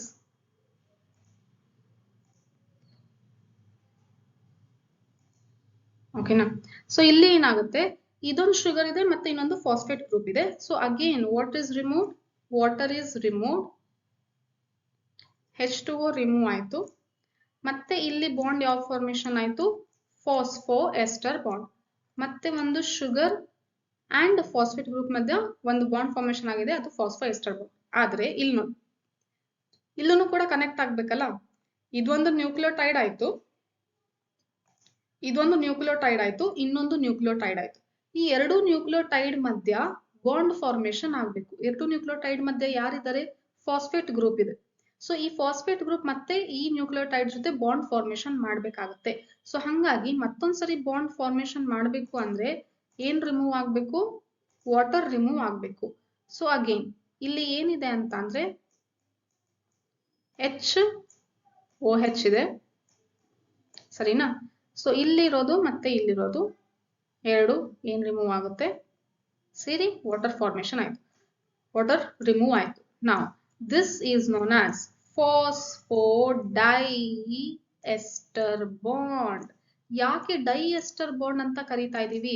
so this bond is formed between two nucleotide, dinucleotide. So that's why this is known as phosphodiester bond. ಹಂಗಂದ್ರೆ ಎರಡು nucleotide ಮಧ್ಯ ಎಷ್ಟು ಫಾಸ್ಫೋಡೈಎಸ್ಟರ್ bond ಇರುತ್ತೆ? ಒಂದು ಫಾಸ್ಫೋಡೈಎಸ್ಟರ್ bond ಇರುತ್ತೆ. ಒಂದು nucleotide ಅಲ್ಲಿ ಒಂದು ಫಾಸ್ಫೋಎಸ್ಟರ್ ಬಾಂಡ್ ಇರುತ್ತೆ, ಇನ್ನೊಂದು ನ್ಯೂಕ್ಲಿಯೋಟೈಡ್ ಅಲ್ಲಿ ಇನ್ನೊಂದು ಫಾಸ್ಫೋಎಸ್ಟರ್ ಬಾಂಡ್ ಇರುತ್ತೆ. ಎರಡು ನ್ಯೂಕ್ಲಿಯೋಟೈಡ್ ಮಧ್ಯ ಇರುವಂತ ಬಾಂಡಿಗೆ ಏನಂತ ಕರಿತೀವಿ? ಫಾಸ್ಫೋಡೈಎಸ್ಟರ್ ಬಾಂಡ್. ಇದನ್ನ ಕರೆಕ್ಟ್ ಆಗಿ ನೆನ್ಪಿಟ್ಕೊಳ್ಳಿ, ಯಾಕಂದ್ರೆ ಕ್ವೆಶನ್ಸ್ ಇದರಿಂದ ಬರುತ್ತೆ. ಸೊ ಎಲ್ಲಿರುತ್ತೆ phosphodiester bond? Means it is present in between two nucleotide. ಸರಿನಾ? So this is the thing. ಈಗ ನೋಡಿ, ಅದರಿಂದ ಕೆಲವೊಂದು ಈ ರೀತಿ ಕ್ವೆಶನ್ಸ್ ಅರೈಸ್ ಆಗುತ್ತೆ ನಿಮಗೆ. ನ್ಯೂಮರಿಕಲ್ ಕ್ವೆಶನ್ ಸಾಲ್ವ್ ಮಾಡ್ಬೇಕಾದ್ರೆ ಈ ತರ ಕೇಳ್ತಾರೆ ಕ್ವೆಶನ್ಸ್. ಯಾವ ತರ ಅಂದ್ರೆ, in a single stranded DNA there are 20 nucleotides, then how many phosphodiester bonds are present ಅಂತ ಕೇಳ್ತಾರೆ. ಫಾಸ್ಫೋಡೈಎಸ್ಟರ್ ಬಾಂಡ್ ಎಲ್ಲಿರುತ್ತಪ್ಪ? ಎರಡು ನ್ಯೂಕ್ಲಿಯೋಟೈಡ್ ಮಧ್ಯೆ ಇರುತ್ತೆ. So this is nothing but what? Nucleotide. ಇಲ್ಲಿ ನಾನು ಬ್ರೌನ್ ಕಲರ್ ಸ್ಟ್ರಕ್ಚರ್ಸ್ ಏನ್ ತೋರಿಸ್ತಿದ್ನಲ್ಲ, ಇದೇನು ನ್ಯೂಕ್ಲಿಯೋಟೈಡ್. ಮತ್ತೆ ಬ್ಲೂ ಕಲರ್ ಲೈನ್ ಏನಿದೆ, ಇದು ಫಾಸ್ಫೋಡೈಎಸ್ಟರ್ ಬಾಂಡ್. ಎರಡು ನ್ಯೂಕ್ಲಿಯೋಟೈಡ್ ಮಧ್ಯೆ ಏನಿದೆ? ಒಂದು ಫಾಸ್ಫೋಡೈಎಸ್ಟರ್ ಬಾಂಡ್ ಇದೆ. ಸರಿನಾ? ಸೊ ಹಂಗಂದ್ರೆ 20 ನ್ಯೂಕ್ಲಿಯೋಟೈಡ್ ಇದ್ರೆ ಎಷ್ಟು ಫಾಸ್ಫೋಡೈಎಸ್ಟರ್ ಬಾಂಡ್ ಇರ್ಲಿಕ್ಕೆ ಸಾಧ್ಯ? 19. So what is the formula for single stranded linear DNA? n-1.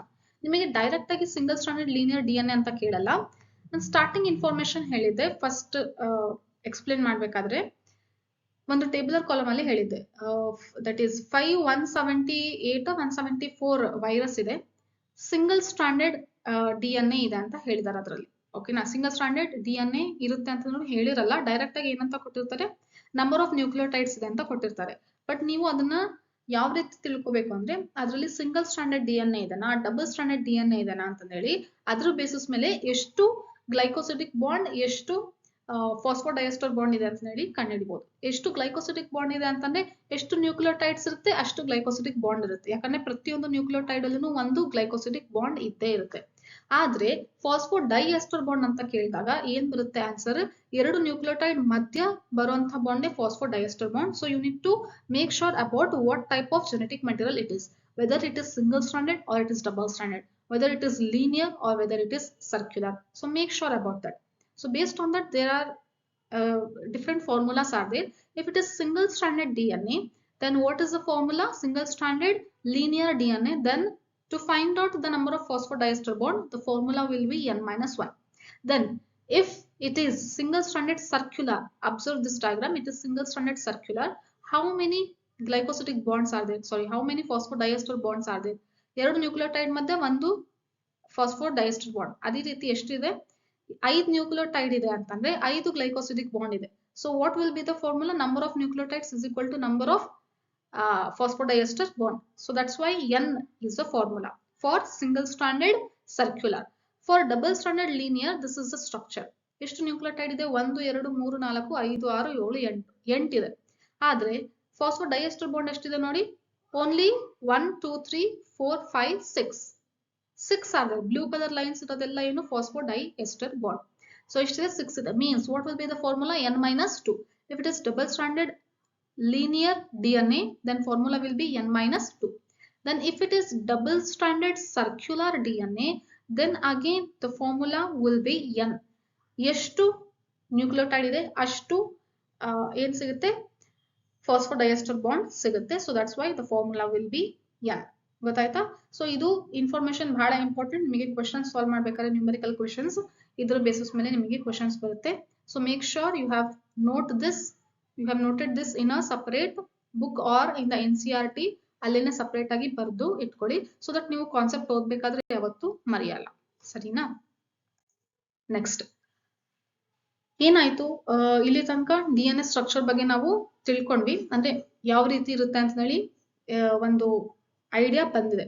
So detail structure DNA ಇದೇ ರೀತಿ ಇರುತ್ತೆ ಅಂತ ಹೇಳಿ ಯಾವಾಗ ಡಿಸ್ಕಷನ್ ಸ್ಟಾರ್ಟ್ ಆಯ್ತು ಅಂತಂದ್ರೆ, ಫಸ್ಟ್ ಟೈಮ್ 1869 ಅಲ್ಲಿ ಜೆನೆಟಿಕ್ ಮೆಟೀರಿಯಲ್ ಬಗ್ಗೆ 1869 ಅಲ್ಲಿ ಫೆಡ್ರಿಕ್ ಮಿಶರ್ ಅನ್ನುವಂತ ಸೈಂಟಿಸ್ಟ್ ಅವ್ರು ಏನಂತ ಹೇಳಿದ್ರು, ನ್ಯೂಕ್ಲಿಯಸ್ ಅಲ್ಲಿ ಒಂದು ಆಸಿಡ್ ಮೆಟೀರಿಯಲ್ ಇದೆ, ಅದನ್ನ ನ್ಯೂಕ್ಲಿನ್ ಅಂತ ಕರೆದ್ರು. ಅದೇ ಇವಾಗ ಏನಂತ ಹೇಳ್ತಾ ಇದಾರೆ? DNA. ಓಕೆನಾ? ಸೊ ನ್ಯೂಕ್ಲಿಯಸ್ ಅಲ್ಲಿ ಒಂದು ಆಸಿಡ್ ಮೆಟೀರಿಯಲ್ ಇದೆ, ಅದನ್ನ ನ್ಯೂಕ್ಲಿನ್ ಅಂತ ನೇಮ್ ಮಾಡಿದ್ರು. ನ್ಯೂಕ್ಲಿನ್ ಅಂತ ಫಸ್ಟ್ ನೇಮ್ ಮಾಡಿದವರು ಯಾರು ಮತ್ತೆ ಯಾವಾಗ ಅಂತ ಕ್ವೆಶನ್ ಬರುತ್ತೆ. So make sure about this information.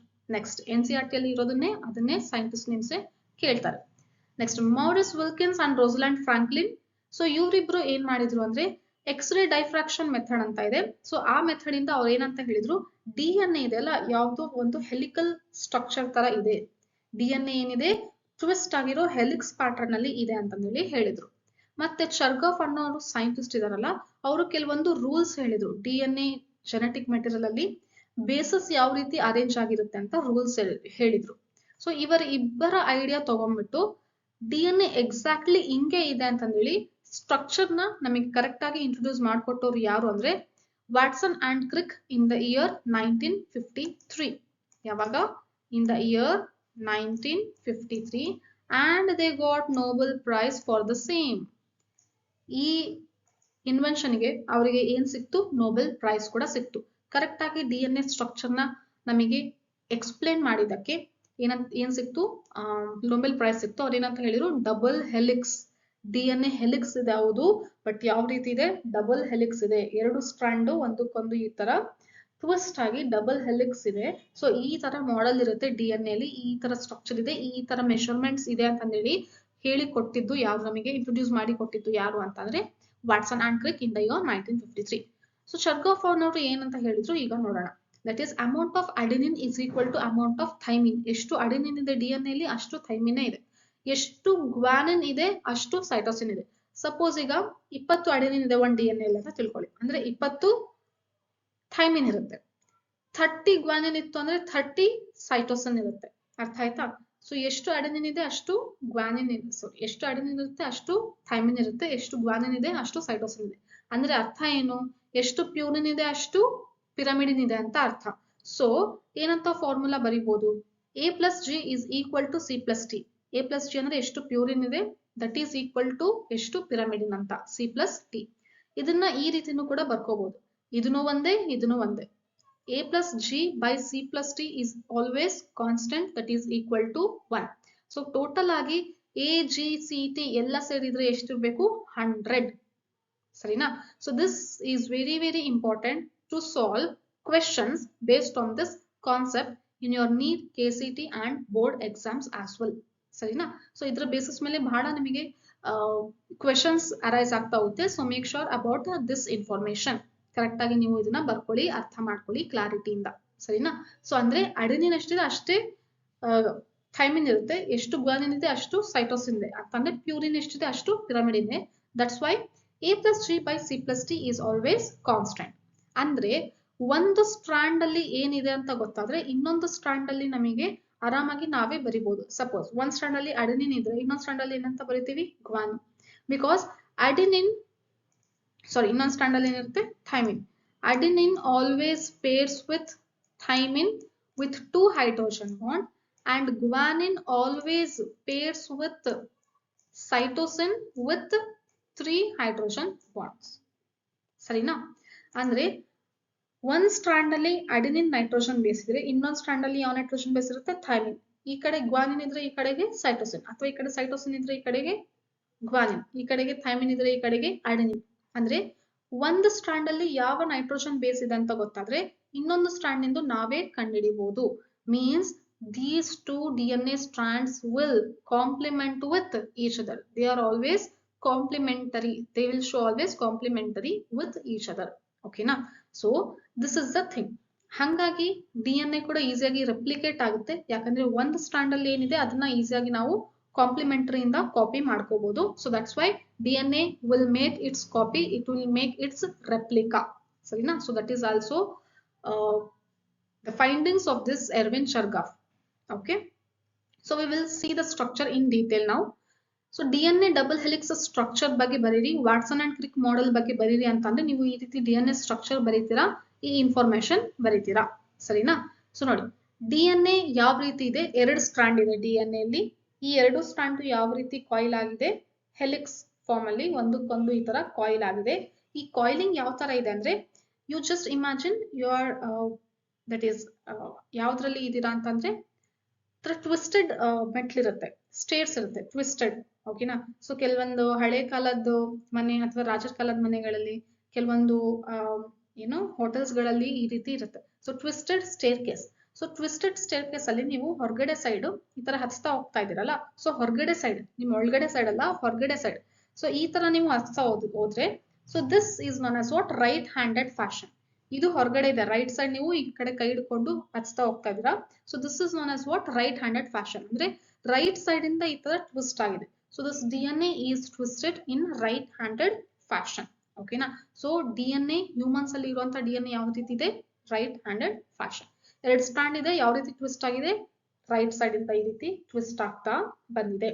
Okay, so ಈ ಡಿ ಎನ್ ಎ ಸ್ಟ್ರಾಂಡ್ ಅಲ್ಲಿ ಏನಿದೆ, back bone of this D N A strand is known as what, sugar and phosphate.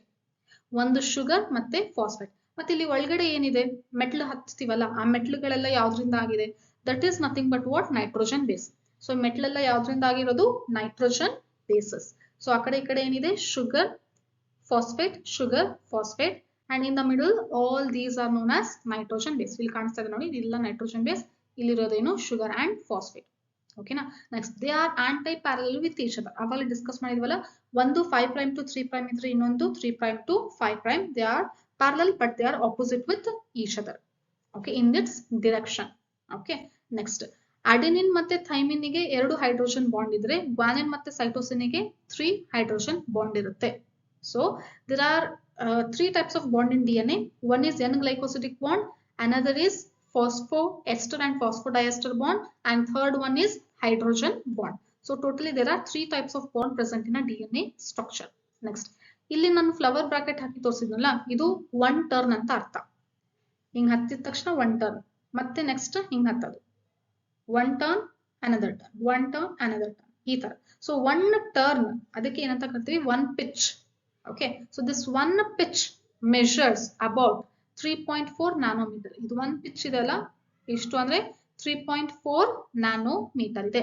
ಈ one pitch ಒಳಗಡೆ ಎಷ್ಟು ನೈಟ್ರೋಜನ್ ಬೇಸ್ ಪೇರ್ಸ್ ಇದೆ. Base pairs ಯಾಕೆ base pairs ಅಂತ ಕರೀತಾ ಇದೀವಿ, ಇಲ್ಲಿ ಒಂದು ನೈಟ್ರೋಜನ್ ಇದೆ, ಇಲ್ಲಿ ಒಂದು ನೈಟ್ರೋಜನ್ ಇದೆ, ಇಲ್ಲಿ ಒಂದು ನೈಟ್ರೋಜನ್ ಇದೆ, ಇಲ್ಲಿ ಒಂದು ನೈಟ್ರೋಜನ್ ಇದೆ. This is a pair. ಈ ತರದ್ದು ಬಹಳ ಪೇರ್ಸ್ ಇದೆ. So nitrogen base pairs. ಓಕೆನಾ. ಸೊ ಎಷ್ಟು nitrogen base pairs, you just imagine with this stairs, ಮೆಟ್ಲಿದೆ ಅಲ್ಲ, ಎಷ್ಟು ಮೆಟ್ಲುಗಳಿರ್ತವೆ, ಒಂದು ಹೆಲಿಕ್ಸ್ ಅಲ್ಲಿ ಎಷ್ಟು ಮೆಟ್ಲಿದೆ ಅಂತಂದ್ರೆ 10. ಹಂಗಂದ್ರೆ ಈ ಮೆಟ್ಲು ಮಧ್ಯೆ ಇರುವಂತ ಡಿಸ್ಟೆನ್ಸ್ ಎಷ್ಟು, 0.34. ಟೋಟಲ್ 3.4 ಅಂದ್ರೆ 10 ಇದೆ. ಸೊ ಹಂಗಂದ್ರೆ divided by 10, what will get, 0.34. ಎರಡು ನೈಟ್ರೋಜನ್ ಬೇಸ್ ಮಧ್ಯೆ ಇರುವಂತ ಡಿಸ್ಟೆನ್ಸ್ ಎಷ್ಟು, 0.34 ನ್ಯಾನೋಮೀಟರ್. ಸರಿನಾ. ಮತ್ತೆ ಎರಡು ಸ್ಟ್ರಾಂಡ್ ಮಧ್ಯೆ ಇರೋ ಡಿಸ್ಟೆನ್ಸ್ ಎಷ್ಟು, ಎರಡು ಸ್ಟ್ರಾಂಡ್ ಮಧ್ಯೆ ಇರೋ ಡಿಸ್ಟೆನ್ಸ್ ಎಷ್ಟು, ದಟ್ ಈಸ್ 2 ನ್ಯಾನೋಮೀಟರ್. ಇನ್ನೊಂದು, ಇಲ್ಲಿ ಡಿಸ್ಟೆನ್ಸ್ ಇದೆ ಅಲ್ಲ, ಹೆಲಿಕ್ಸ್ ಅಲ್ಲಿ ಒಂದ್ ಕಡೆ ಹತ್ರ ಸಿಗುತ್ತೆ, ಅಂದ್ರೆ ಹೆಲಿಕ್ಸ್ ಟ್ವಿಸ್ಟ್ ಆಗಿರೋದು, that is known as minor groove. ಇನ್ನೊಂದ್ ಕಡೆ ಡೀಪ್ ಇರುತ್ತೆ, that is known as major groove. So this is major groove. ಇಲ್ಲಿ ನೋಡಿ, ಹಿಂಗೆ ನಾವು DNA ನ, if you want to touch this DNA, then we will directly touch without any effort. So that is known as minor groove, and another side is deep twist, that is known as what, major groove. Groove ಅಂತಂದ್ರೆ twist ಆಗಿರೋದು, right? Next, 2 nanometre ನ 20 angstrom ಅಂತಾನೂ ಕೂಡ ಹೇಳ್ಬೋದು. Questions ನಿಮಗೆ ಯಾವ ರೀತಿನಾದ್ರೂ ಕೇಳ್ಬೋದು, nanometre ಅಲ್ಲಾದ್ರೂ ಕೇಳ್ಬೋದು, ಆಂಗ್ಸ್ಟ್ರಾಮ್ ಅಂತನಾದ್ರೂ ಕೇಳ್ಬೋದು. Another main thing is, suppose this is 2 ಮೆಟ್ಲಿದೆ. ಓಕೆನಾ. ಸೊ ಈ 2 ಮೆಟ್ಲು ಯಾವ ರೀತಿ ಎಷ್ಟು ಆಂಗಲ್ ಅಲ್ಲಿ ಇದೆ ಅಂದ್ರೆ 36 ಡಿಗ್ರಿ. ಈ 2 ಯಾವ ರೀತಿ ಇದೆ, ಮೆಟ್ಲು 36 ಡಿಗ್ರಿ. ಈ ತರ ಇಲ್ಲ. ಓಕೆನಾ. ಸೊ ಈ ತರ 90 ಡಿಗ್ರಿಯಲ್ಲಿ ಇಲ್ಲ, ಯಾವ ತರ ಇದೆ, ಟ್ವಿಸ್ಟ್ ಆಗಿದೆ 36 ಡಿಗ್ರಿ. ಮತ್ತೆ ನೆಕ್ಸ್ಟ್ ಯಾವ ತರ ಇರುತ್ತೆ, 36. ಮತ್ತೆ ನೆಕ್ಸ್ಟ್ ಯಾವ ತರ ಇರುತ್ತೆ, 36.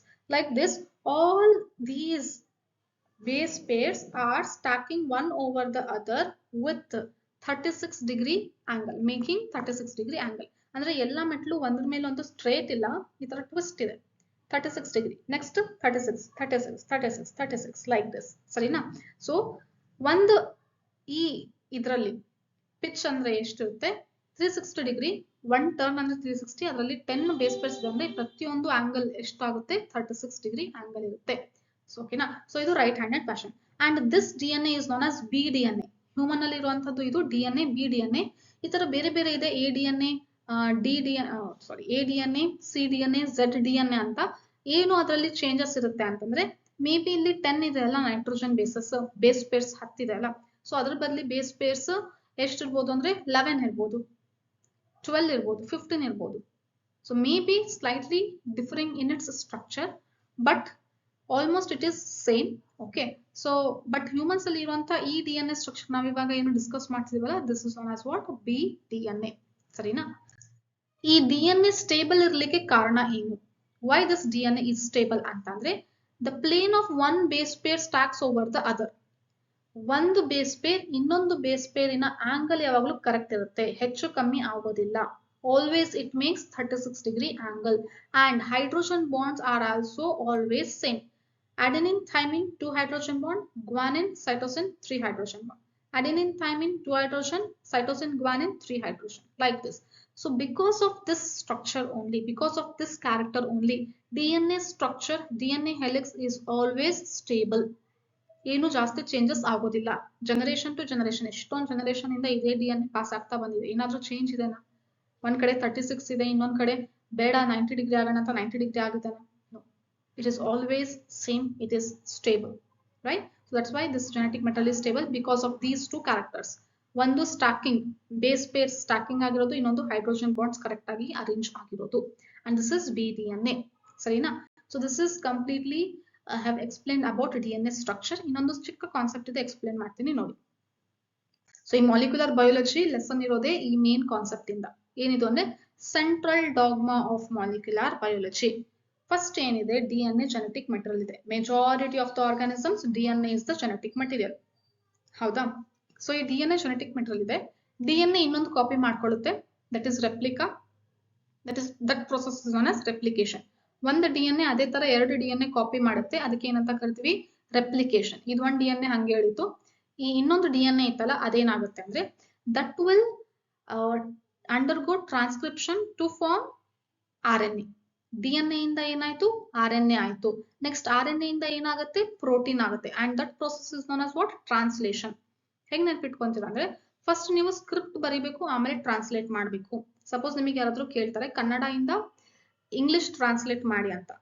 ನಿಮಗೆ ಟ್ರಾನ್ಸ್ಲೇಟ್ ಮಾಡ್ಬೇಕು ಅಂದ್ರೆ ಫಸ್ಟ್ ಒಂದು ಸ್ಕ್ರಿಪ್ಟ್ ಬೇಕಲ್ಲ, ಕನ್ನಡ ಇರ್ಬೇಕಲ್ಲ ಅಲ್ಲಿ ಟ್ರಾನ್ಸ್ಲೇಟ್ ಮಾಡಕ್ಕೆ, ಅವಾಗ ತಾನೇ ಇಂಗ್ಲಿಷ್ ಅಲ್ಲಿ ಟ್ರಾನ್ಸ್ಲೇಟ್ ಮಾಡೋದು. So what is a script year? This script ಆಗುವಂತ ಪ್ರಾಸೆಸ್ ಏನಂತ ಕರಿತೀವಿ? ದಟ್ ಇಸ್ DNA ಇಂದ RNA, that is known as what? Transcription. Next RNA ಇಂದ ಏನಾಗುತ್ತೆ? ಪ್ರೋಟೀನ್ ಆಗುತ್ತೆ, that is known as what? Translation. ಇದು ಒಂದೇ ತರ ಇದೆ ಜೆನೆಟಿಕ್ ಮೆಟೀರಿಯಲ್, ಇಲ್ಲೇನೋ ಜಾಸ್ತಿ ಚೇಂಜ್ ಇಲ್ಲ. DNA ಇಂದ RNA ಆಗೋದು ಟ್ರಾನ್ಸ್ಕ್ರಿಪ್ಷನ್. ಬಟ್ ಕಂಪ್ಲೀಟ್ಲಿ ನಾವು ಕಂಪ್ಲೀಟ್ಲಿ ಚೇಂಜ್ ಮಾಡ್ಬಿಡ್ತೀವಿ. RNA ಸ್ಟ್ರಕ್ಚರ್ ಯಾವ ರೀತಿ ಇರುತ್ತೆ, ಪ್ರೋಟೀನ್ ಸ್ಟ್ರಕ್ಚರ್ ಯಾವ ರೀತಿ ಇರುತ್ತೆ. ಸೊ RNA ಇಂದ ಪ್ರೋಟೀನ್ ಆಗ್ಬೇಕು ಅಂದ್ರೆ there is lot of changes it has to be done during the process. So this process is known as what? Translation.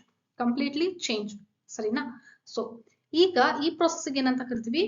Central dogma of molecular biology. ಇದು majority of the genetic material organisms ಅಲ್ಲಿ DNA ಇದೆ, ಹಾಗಾಗಿ problem ಇಲ್ಲ. But what about viruses ma'am? ಈ virus life ಅಲ್ಲಿ ಏನಾಗ್ತಿದೆ? Virus ಅಲ್ಲಿ genetic material RNA ಇದೆ, ಇದ್ರಲ್ಲಿ ಹೆಂಗಾಗುತ್ತೆ ಅಂತಂದ್ರೆ RNA ಇದ್ದಿದ್ದು ವಾಪಸ್ ಏನಾಗುತ್ತೆ? DNA ಆಗುತ್ತೆ. ನೋಡಿ, DNA ಇಂದ RNA ಆಗ್ಬೇಕಾಗಿತ್ತು, ಬಟ್ RNA ಇಂದ DNA ಆಗುತ್ತೆ. This is reverse transcription. Reverse transcription, ಸರಿನಾ? So this is reverse transcription, and this transcription is going to happen with the help of one enzyme. That enzyme is known as what? Reverse transcriptase enzyme. ಈ enzyme ಏನ್ ಮಾಡುತ್ತೆ? Reverse transcription ಮಾಡುತ್ತೆ. ಹಾಗಾಗಿ RNA ಇದ್ದು ಏನಾಯ್ತು? DNA ಆಯ್ತು. ಓಕೆನಾ? So ಈಗ ಈ DNA ಗೆ ಏನಂತ ಕರಿತೀವಿ ನಾವು? Complementary DNA. ಈ DNA ಗೆ ಏನಂತ ಕರಿತೀವಿ? Complementary DNA. Now this DNA will again convert into RNA. This mRNA is not always mRNA. This will be tRNA and this will be rRNA. ಯಾವುದಾದ್ರೂ ಇರಬಹುದು, ಸರಿನಾ? tRNA ಇರಬಹುದು, rRNA ಇರಬಹುದು, mRNA ಇರಬಹುದು. There are 3 types of RNA that we will discuss detail in the next classes, ಸರಿನಾ? So ಯಾವ್ದಾದ್ರೂ RNA formation ಆಗುತ್ತೆ, ಇಲ್ಲೂ ಕೂಡ ಯಾವ್ದಾದ್ರೂ RNA ಫಾರ್ಮೇಶನ್ ಆಗುತ್ತೆ. ಬಟ್ ಪ್ರೋಟೀನ್ ಆಗ್ಬೇಕು ಅಂದ್ರೆ ಮೇನ್ ಆಗಿ mRNA ಬೇಕು, ಮೇಜರ್ ಆಗಿ ಅದರಿಂದನೇ ಪ್ರೋಟೀನ್ ಆಗೋದು. ಬಟ್ ಇವೆರಡೂ ಕೂಡ ಅಲ್ಲಿ ಬೇಕಾಗುತ್ತೆ, ಸರಿನಾ? ನೆಕ್ಸ್ಟ್ ಈ RNA ಇಂದ ನೆಕ್ಸ್ಟ್ ಏನಾಗುತ್ತೆ? ಪ್ರೋಟೀನ್ ಆಗುತ್ತೆ. ಪ್ರೋಟೀನ್ ಆದ್ಮೇಲೆ ಆ ಪ್ರೋಟೀನ್ ಒಂದು ಕ್ಯಾರೆಕ್ಟರ್ ಆಗಿ ಎಕ್ಸ್ಪ್ರೆಸ್ ಆಗುತ್ತೆ. ಸೊ ಹಾಗಾಗಿ ಬೇರೆ ಬೇರೆ ಕ್ಯಾರೆಕ್ಟರ್ಸ್ ಇರೋದು ಆರ್ಗಾನಿಸಮ್ಸ್ ಅಲ್ಲಿ. ಸೊ ಸರಿನಾ? So ultimately it is based on the type of the genetic material, right? So ಈಗ ಇದಿಷ್ಟು, ಇದಕ್ಕೆ ಏನಂತ ಕರಿತೀವಿ ನಾವು? Reverse transcription process. So this is about central dogma of molecular biology. There are 2 cases. One is what if the DNA is a genetic material and what if RNA is a genetic material, ಸರಿನಾ?